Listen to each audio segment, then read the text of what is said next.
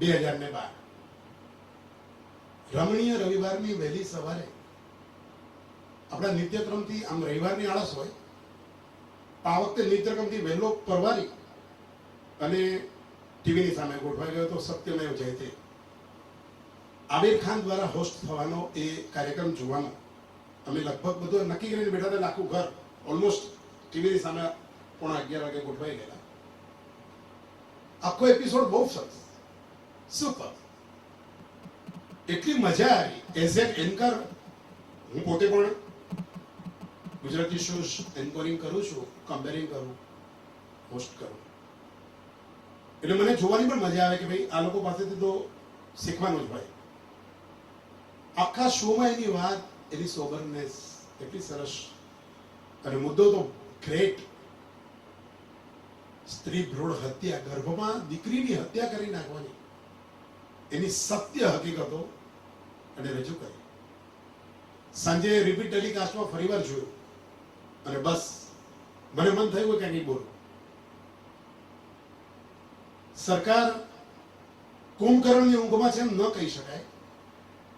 એને તો હવે કઈ ઉપમા દેવી કે જે કુંભકર્ણને પણ નબળો પાડે એવી રીતે સૂતી છે. અને ઉપરથી આ 2 દિવસથી પેપરોમાં આવે છે, ન્યૂઝમાં આવે છે, ન્યૂઝ ચેનલોમાં આવે છે કે આમિર ખાનને ધમકીઓ મળે અથવા તો એ શો બંધ કરાવી દેવાનો છે, એની પર કેસ ઠોકી દેવાનો. કેમ? સત્ય ખરાબ છે ને, નગ્ન સત્ય દુનિયાને બતાવ્યું એટલે ઉઘાડા પડી ગયા. વ્હાઇટ કોલર માણસો અંદરથી કેવા કાળા હોય છે. અને આવા દેશની અંદર જે લોકશાહી, સોને કી ચિડિયા, મેરા ભારત મહાન, આ બધું બોલીને પોતાનો ગર્વ લેનારા માત્ર વાણી વિલાસ કરે છે. પણ અંદર ઉતરો તો ખબર પડે કે આવા કામો થાય છે. હવે વાત આવે છે, એણે બહુ સુંદર શરૂઆત કરી હતી ને એટલે મને ખાસ બોલવાનું મન થયું. એણે શરૂઆત બહુ સુંદર કરી આમિર ખાને કે ભાઈ આ જગતમાં તમારા હોઠ ઉપર તમને બોલવાનું કહેવામાં આવે એક જ શબ્દ તો મીઠો કયો લાગે? તો કે માં. માં એક જ શબ્દની નવલકથા. માં બધું જ આવી ગયું. જન્મ આપે, જતન કરે, પાળે, પોષે, મોટો કરે, સંસ્કાર આપે, શિક્ષણ આપે. કારણ કે પપ્પા કરતા મમ્મીની જવાબદારી એટલા માટે વધારે છે કે પપ્પા આજીવિકા માટે મોટે ભાગે ઘરની બહાર હોય, એટલે ઘરમાં રહેલી મમ્મી એ દીકરાની નજીક હોય. માં ઘણું બધું કહેવાય છે કે માં માટે ઘણું બધું લખાયું છે, ઘણું બધું કહેવાયું છે. અને માં તો શબ્દાતીત છે, એટલે કે શબ્દો ગમે એટલા આપણે કરીએ ને તો પણ એની લાગણીનું, એના પ્રેમનું વર્ણન તો ન થઈ શકે. પણ માની અનુભૂતિ જેને થઈ છે, આમિર ખાનના શોના અનુસંધાનમાં આજે હું વિરેન્દ્ર દોશી એટલું તો ચોક્કસ કહીશ કે જો માં શક્ય ક્યારે છે, માં એક સ્ત્રીને બનવાનું શક્ય ક્યારે છે?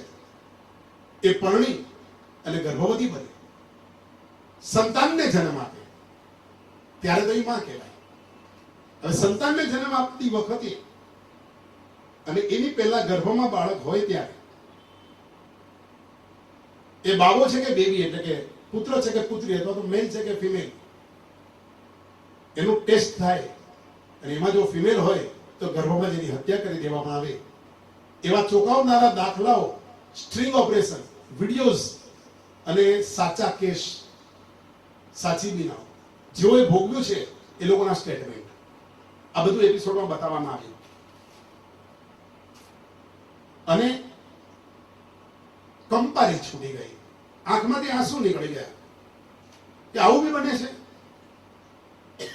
સ્ત્રીઓની અછત થશે ને ત્યારે શું થશે આ દુનિયાનું? એની કલ્પના માત્ર કરવાથી ધ્રુજારી જવાય. ઈશ્વરને ઈશ્વરનું કામ કરવા દો, કુદરતને કુદરતનું કામ કરવા દો. દીકરો હોય કે દીકરી, ફરક શું પડે છે? અરે દુનિયાના સંચાલન માટે દુનિયાના સંચાલક એવા ઈશ્વરે પોતે તો પોતાની જવાબદારી સમજીને જ બધું મેનેજ કર્યું હશે ને.